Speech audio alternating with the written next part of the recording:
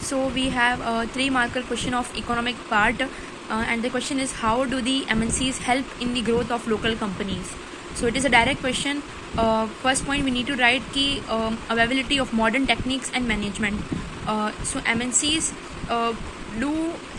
do help local companies by availing their modern techniques and management. So the point we need to write कि modern technology and managerial services are made available to the local companies or to the host country. As a result, the productivity of the local enterprises increases and the resources are optimally utilized. Second point is that capital. The MNCs can provide capital, means money and machines for faster production. The MNCs can also keep the flow of work. Now, third point is that market. Now, MNCs are helping the local producers by expanding their market. That is, with the help of MNCs, local producers can sell their product in the international market. So these are the 3 points by which MNCs help in the growth of local companies in the market. So the another 3-marker question is that analyze the role of money as a medium of exchange, or it can be asked explain money as a medium of exchange, or it can also be asked how money easily exchange it for goods or services. Give example to explain. So the first point we can write is that the medium of exchange is an important function of money. It means that money acts as an intermediary for the goods and services in an exchange of transaction. Now, use of money as a medium of exchange has removed the major difficulty of double coincidence of bonds in the barter system. Second point is the medium of exchange function of money implies that money is generally acceptable by the people. They can buy goods and services they need using money. That is, money facilitates multilateral trade. Now, the third point is that money also offers economic freedom to the people. So this is the 5-marker question. Explain any 3 steps taken by the central and state governments to attract foreign companies to invest in India. Or it can be asked like how does government attract foreign investment, explained in different ways. So the first point, we have special economic zones. Special economic zones have been set up to have world-class facilities such as cheap electricity, water, roads, transport, storage, recreational and educational facilities. Second point is that flexible labor laws. Labor laws are made flexible so that companies can hire workers easily. Third point is that removal of trade barriers. Government has removed trade barriers on foreign trade and foreign investment so that goods could be imported and exported easily, and also foreign companies could set up factories and offices in India. Now, fourth point is that policy of liberalization and globalization. After 1991, Indian government has adopted the policy of globalization and liberalization. Fifth point is abolition of license. Under the new economic policy, only few industries need license to operate. So in this question, it was asked about state any 3 to 4 or 5 steps taken by the government to attract foreign companies to invest in India. That's it. Now we have another 5-marker question of economics. It's very important.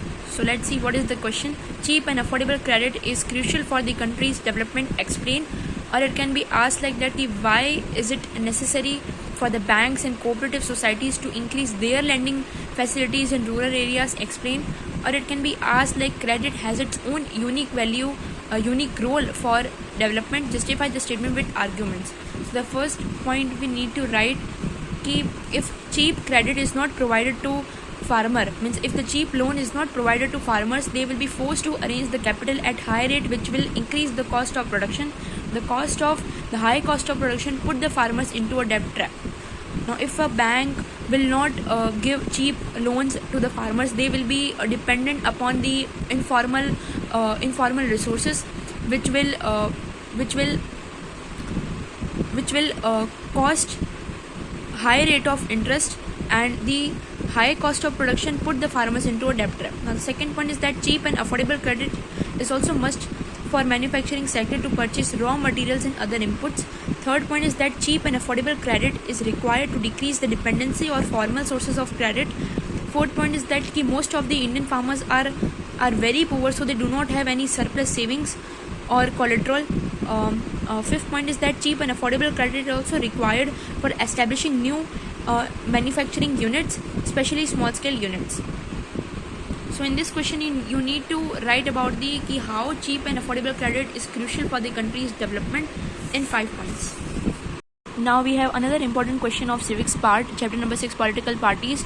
3-marker question we have: examine the role of opposition in a democracy. So we need to explain in the answer about opposition party or the role of opposition party in the democracy. So the answer is like that: the party or parties which fail to form the government constitute the opposition and perform the most important function of criticism of the working of the government, its policies and its failures. First point is that they check the government from assuming dictatorial powers. It means that they compare the government from dictatorship, and second point is that the opposition moves different motions such as the adjournment and the no confidence motion in the legislature. Third point is that even outside the legislature it continues to make an organized criticism of the government. Now the fourth point, you can also write they always reject the policies of the winning party, means the party which has formed the government or which is running the country, the ruling party, means they reject any policy or decision made by the ruling party. So this is the role of opposition party in a democracy. So we have another important 3-marker question of chapter number 6, political parties, is that parties play a decisive role in making laws for the country. Explain. So in this question we need to explain that how party plays an important role in making laws for any country. So first point is that laws are debated and passed in the legislature. The legislature is made by the parties, as you all know. Now the second point is that parties play a decisive role in making laws for a country. Formally, laws are debated and passed in the legislature, but since most of the members belong to a party, they go by the direction of the party leadership, irrespective of their personal opinions.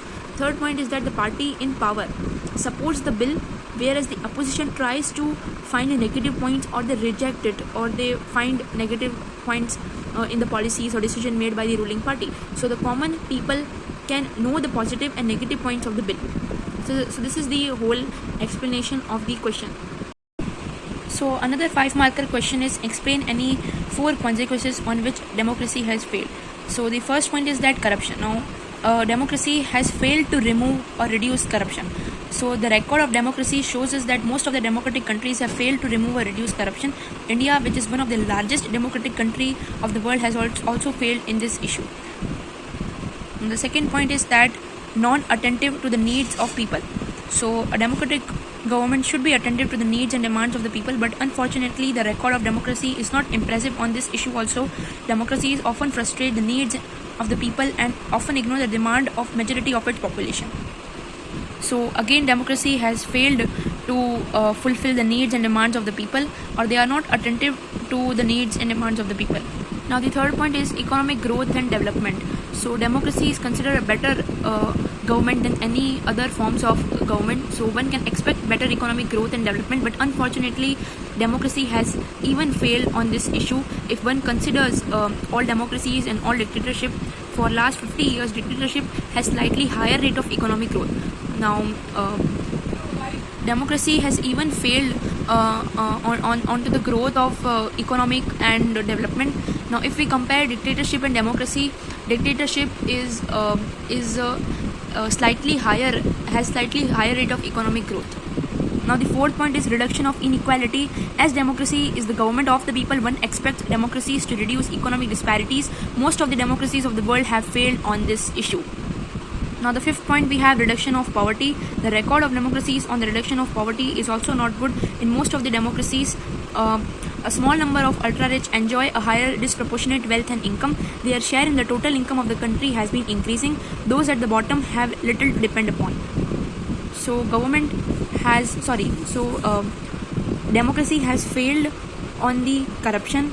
They were not able to reduce or remove the corruption, and democracy is also not attentive to the needs and demands of the people.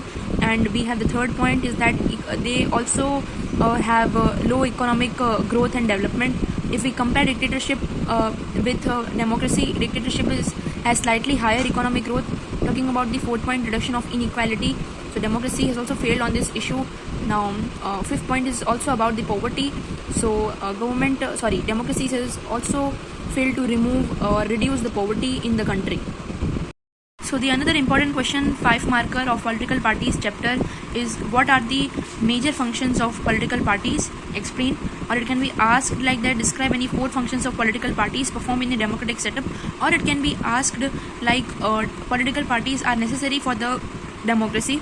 In the light of this statement, explain any four functions of the political parties in India. So simply in this question, we need to explain the major functions of political parties in democracy, and we need to write in 5 points to 6 points. So the first point is that elections. Parties contest in elections. In most democracies, elections are contested mainly among the candidates put up by political parties. Parties select their candidates in different ways. In some countries, such as the United States of America, members and supporters of a party choose its candidates. Now, more and more countries are following this method. In other countries like India, top party leaders choose candidates for contesting election.